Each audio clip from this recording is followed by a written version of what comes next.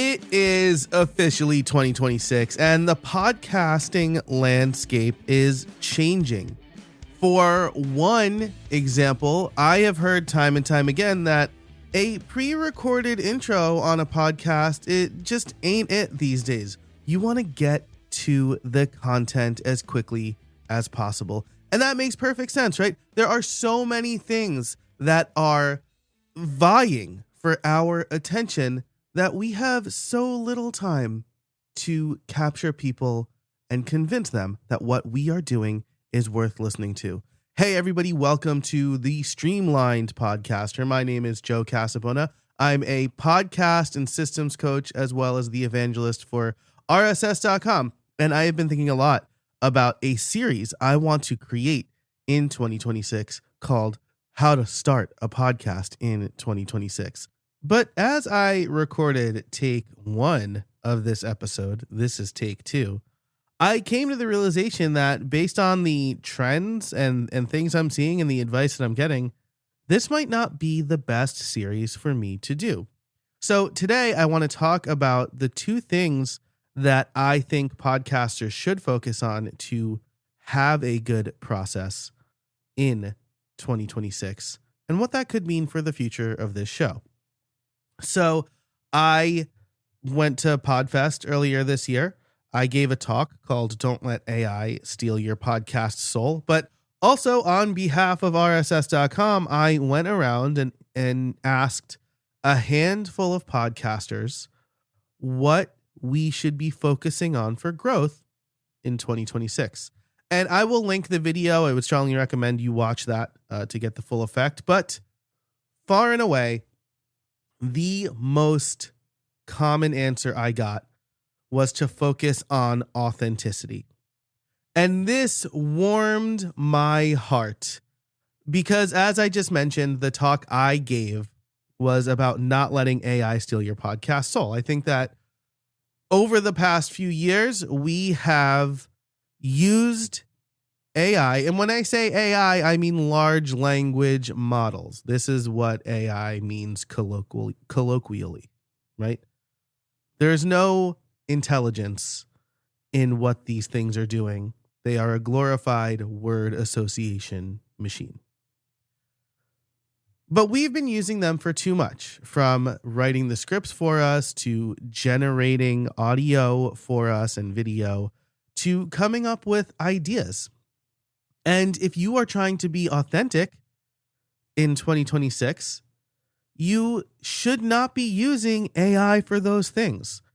Because even if you do something that seems benign, like use AI to come up with 10 episode ideas, those are not your episode ideas. Those are other people's episode ideas. And you need to tell your story, because that is how you are going to stand out. Telling other people's stories or making other people's ideas come to life is not the way that you are going to make yourself show up for people and stand out.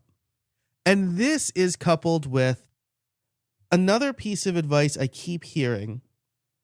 I heard it at PodFest and I heard it in a recent training we did at RSS.com as well. And this was to do a solo show. So Colin Gray mentioned this during our RSS.com training. He is over at the founder, creator of Alitu and the podcasthost.com. And he mentioned this. And then during a panel discussion at PodFest that I went to with lots of smart people on it, right? It was my friend Seth Silver's panel. He asked great questions to 3 people: Ellie Puckett, Rox Codes, and John Lee Dumas. John Lee Dumas, of course, the host of Entrepreneurs on Fire, one of the most popular business interview podcasts. And this is important because he said if he was starting a podcast in 2026, he would not do an interview podcast. Those are a dime a dozen these days. Those don't help you stand out. There's too many of these podcasts. He would pick a problem that he was best at solving and make a solo podcast about that. And this is really important. It can't just be a problem you want to solve. It needs to be the problem that you are the best at solving. Because there are so many things vying for our attention in 2026. And I mention this because one time, hearing something once is an opinion, hearing it multiple times could be a trend. And I've been thinking about this for a long time, how I want to do more solo shows. If you listen to my other podcast, I mean, this is a solo show, but then if you listen to my other podcast, Streamlined Solopreneur, which was an interview podcast, it is slowly becoming more and more of a solo podcast. And then Colin mentions it and John Lee Dumas mentions it. There are more people coming to me about wanting to do a solo show. My friend Becky has a great voice notes podcast. My friend Kat is repurposing and formatting her live streams in such a way that gives her a good 15-minute or less solo podcast show. And I love this for a couple of reasons. It goes really well with authenticity, right? Solo show plus authenticity is like a potent combination. Because you are crafting a narrative to help solve a problem, and that's what's going to help you stand out. And I've also seen this trend of shorter content doing well. And this is not, I'm going to say something that I don't think a lot of people, especially my age, I'm 40, I'm an elder millennial. I don't think a lot of people my age feel this way. I don't think our attention spans are getting worse. I think there's a lot of things competing for our attention, but I think that if you create something good to keep people's attention, then you have lengthened their attention span. If you create garbage, then people are just going to churn, right? But shorter content that's really helpful has a lot of versatility. If you saw that this episode was 40 minutes, you would then have to think about, can you commit to listening to this episode for 40 minutes? But I'm going to keep it under 10. And now you think, well, that's shorter than a commute, or I can do that while I'm, doing my morning routine, while I'm drinking my coffee. And I'm giving you something tangible to take away. So I think that this short solo episode focused on solving a problem is a great way to go with podcasting in 2026.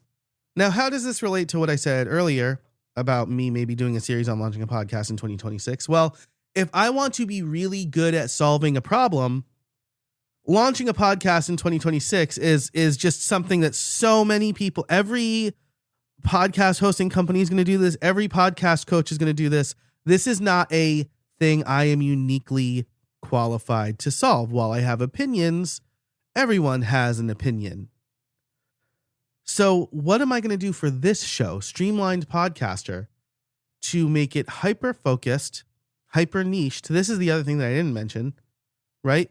If you're going to be really good at solving a problem in a solo show that's 10 minutes or less, you want to be really niche. You want to be really niche about it. You want to pick a problem and solve it well. And so for me, that is going to be building automations for solo podcasters so that they can actually focus on creating great content. Building automations. There are a lot of ways I can do this. It doesn't just have to be like, here's the Zapier of the week or the Zap of the week. It could be that, but it could be around tools and systems and emerging technologies to help you solve that problem. So this is what I'm thinking about for 2026 for the Streamlined Podcaster. I'd love to hear what you think. Head over to streamlinedfeedback.com and leave a message or a voice note. If you liked this episode, be sure to share it. And I definitely want to hear from you. I want to solve real problems. But that's it for this episode of the Streamlined Podcaster. Thanks so much for listening. And until next time, I hope you find some space in your week.